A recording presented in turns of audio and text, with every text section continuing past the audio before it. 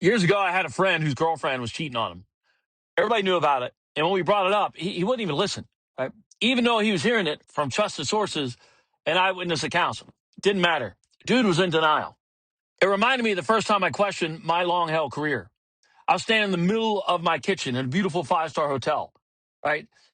Just burned out and miserable. I changed jobs and had only been in my current role for a few months, but it didn't matter. I fucking hated it.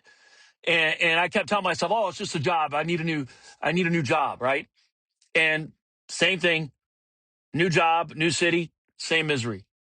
I changed jobs 5 times in 4 years. Every time, the same cycle, right? The honeymoon phase, and then the emptiness creeps in. And I said, well, it's just a job. Deep down, I fucking knew. I just didn't want to admit that I'd outgrown the career because if I did, what did that say about the last 20 years of my life? A client of mine said it best. He said, I wasn't confused. I was buying time.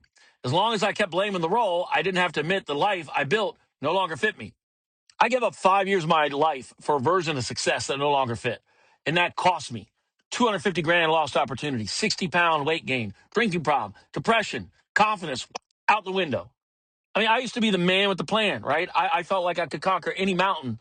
But then I got to where I couldn't even make one fucking decision without second guessing it. Here's what nobody tells you.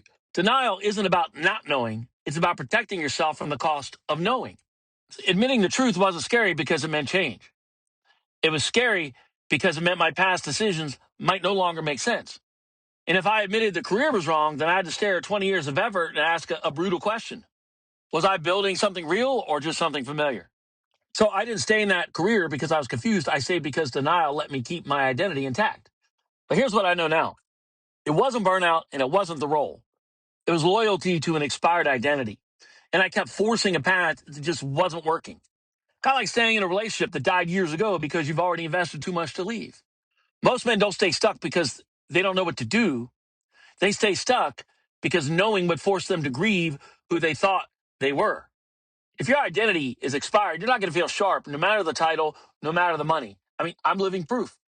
I had my dream job, or so I thought, that I chased for years. 6-figure salary, bonus package, everything on paper that society deemed a success. But I was fucking miserable. Every day you live inside an identity that no longer fits, you pay a tax with your mental health, with money, and you pay with a relationship to yourself and eventually those people closest to you. Collateral damage. I didn't realize it at the time, but I was moving through the same stages of grief people associate with death. Not because somebody died, but because an identity died. First, denial. This isn't happening. Second, anger. What the fuck is happening, man? I did everything right. Why am I not happy? Then depression. Once I sank it in, I went numb and I even gave up on myself for over a year. And then the last stage, acceptance. Once I stopped fighting it, I felt at peace for the first time in fucking years. Letting go didn't fix my life. Okay, it gave me my leverage back.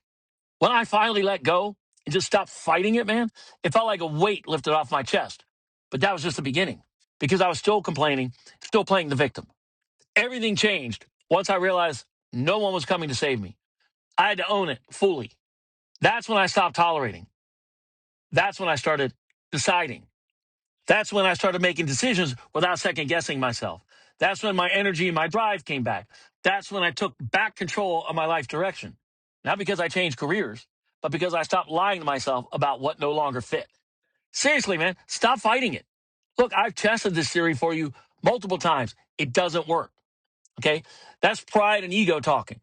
Pride and ego aren't necessarily evil, but they're terrible advisors because they'll tell you what you want to hear, but they won't tell you what it's costing you. Losing your edge isn't the problem. Protecting an identity that no longer fits is. If you feel like you lost your edge, don't make the move yet. Start with my free quiz. It's no bullshit, no fluff. It takes less than 3 minutes, and it shows you what's been keeping you stuck without realizing it. That's where I started, and that's how I got my edge back. The link is in the description. Here's a hard truth. Nothing stays the same. A year from now, your life will be better or worse. The only question is whether you made a conscious decision or you let toleration decide for you. Thanks for tuning in. See you next week. Cheers.